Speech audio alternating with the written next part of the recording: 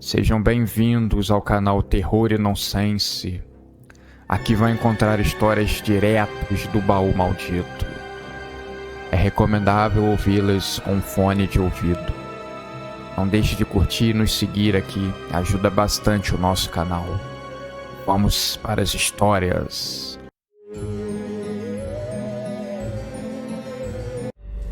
Cara, você viu que vai chegar na nossa cidade essa semana?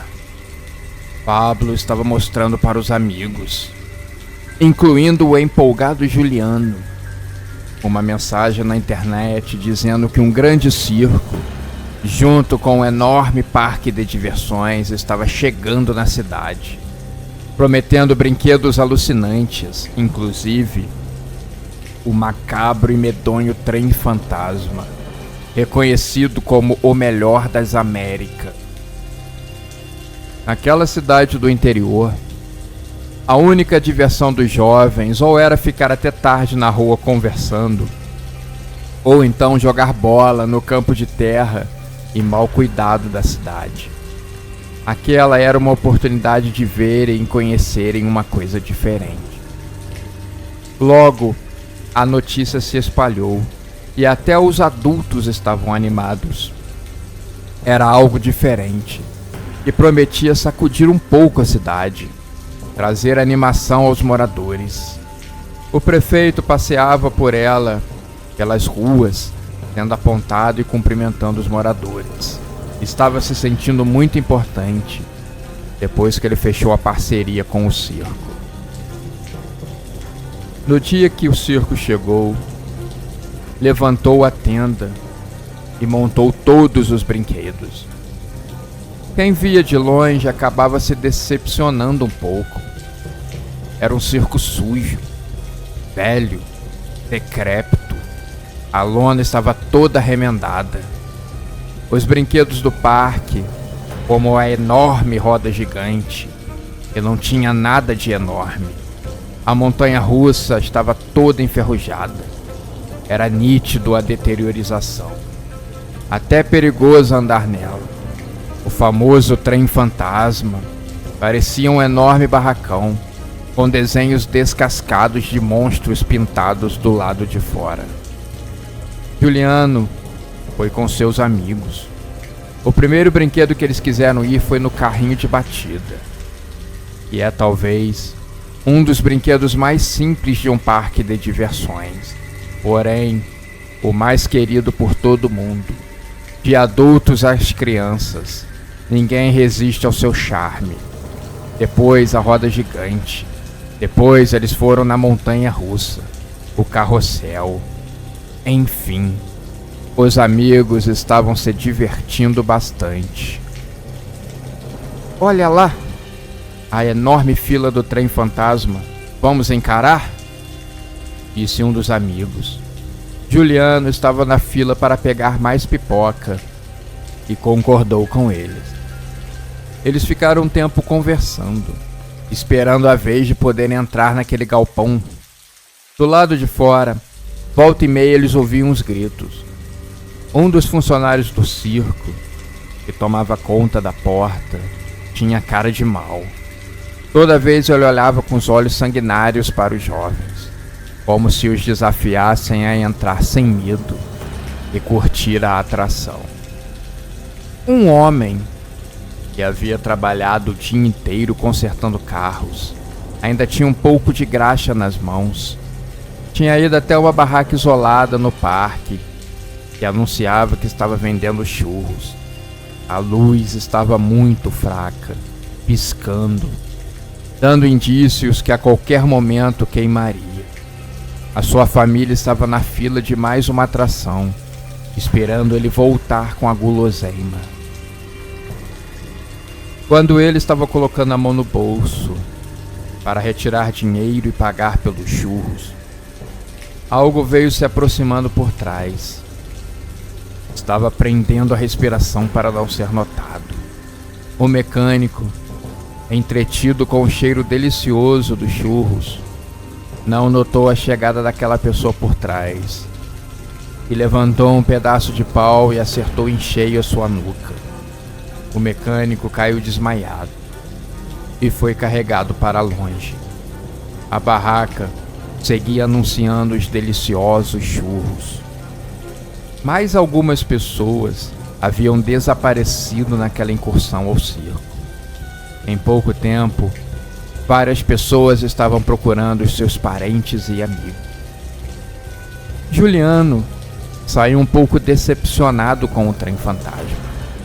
Achou a atração muito vazia e sem susto. Um dos seus amigos estava com um canivete em mãos. "Guarda isso, Pablo." "Pô, tá maluco? Tu quer chamar a atenção?" Ele então o guardou e respondeu que era para se defender, caso algum monstro quisesse se aproximar dele. Mas não foi preciso nada tão radical. O trem fantasma realmente pecava no que era mais importante: dar sustos. No dia seguinte, 2 assuntos tinham tomado conta das ruas: o desaparecimento de algumas pessoas e o fracasso do famoso trem fantasma, que prometia as melhores atrações do mundo e não entregou nada. Parece que, sabendo da repercussão ruim, os donos do circo colocaram uma nova mensagem na internet, prometendo fechar o trem fantasma e reabri-lo em poucos dias, com as atrações melhores. No dia da reinauguração do trem fantasma, os amigos estavam presentes novamente. Juliano havia chamado todos eles. "Hoje, eu acho que vamos nos assustar bastante", ele disse. Assim que eles entraram no parque, a pintura do lado de fora do galpão do trem fantasma ainda estava fresca. Cores vibrantes e desenhos que realmente estavam assustadores. A fila para entrar era enorme e a ansiedade e a expectativa estava nas alturas. As pessoas saíam por trás, pelo outro lado do galpão. Então, os jovens não puderam perceber as pessoas saindo com ânsia de vômito e reclamando do cheiro insuportável que estava ali dentro. Um homem tinha até falado com a sua esposa: "Tudo isso faz parte da experiência, amor." Assim que foi liberada a entrada, os jovens sentaram no carrinho e foram sendo conduzidos por um labirinto estreito, escuro e opressivo. Algo pingou no ombro de um deles. Assim que ele colocou o dedo, ele falou: "Isso está muito real. Parece sangue de verdade." E levando o dedo até o nariz, ele constatou, teve a certeza de que era sangue.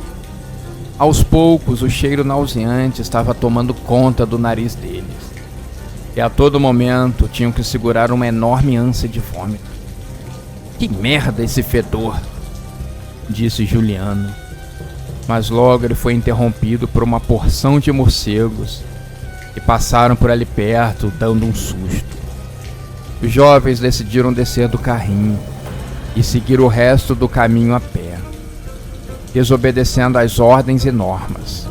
Afinal, os jovens estão no mundo justamente para quebrar as leis estabelecidas, que muitas das vezes são idiotas e sem cabimento. Eles seguiram. A todo momento eles esbarravam em um monstro. Estavam pendurados ou vinham de encontro a eles, através de algum mecanismo. O susto era garantido, e eles gritavam a todo momento. Mas teve uma hora que um deles se aproximou muito. Ele surgiu de repente, assustando Pablo, que logo sacou seu canivete e enfiou na barriga do monstro. Mas assim que ele entrou, sentiu uma coisa gelatinosa na mão. Não era um trapo como ele imaginou que pudesse ser. Um dos amigos iluminou o boneco com a lanterna, e o que eles viram os fizeram desabar no chão e vomitar.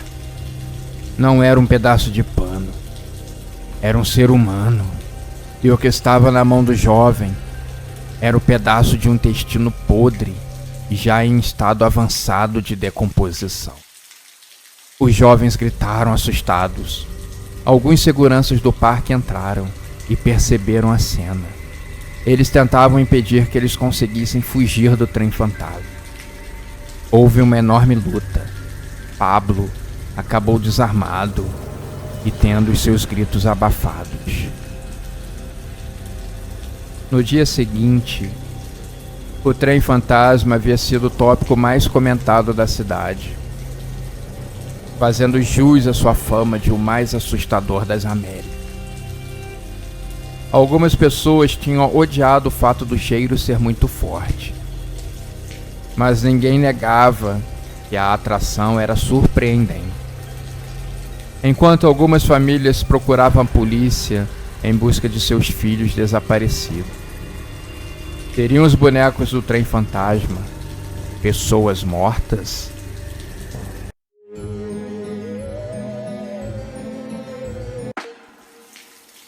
Um letreiro enferrujado anunciava o macabro retorno do show do palhaço Perninha. Na calada da noite, de madrugada, a névoa densa revelava a silhueta de um decrépito circo esquecido.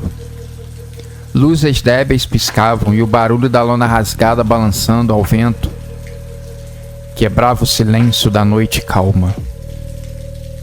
O circo estava chegando, com a história de um palhaço amaldiçoado, que estava aprisionado em um sorriso horrível e que se alimentava do riso das crianças para sobreviver. O palhaço, sempre que saía de uma cidade, deixava um rastro de maldade e de sangue para trás. Ele espera fazer o mesmo nessa cidade, que ele acabou de chegar e está montando a sua tenda. Sempre trabalhando sozinho. Ele era o único funcionário e ele também era o dono do circo.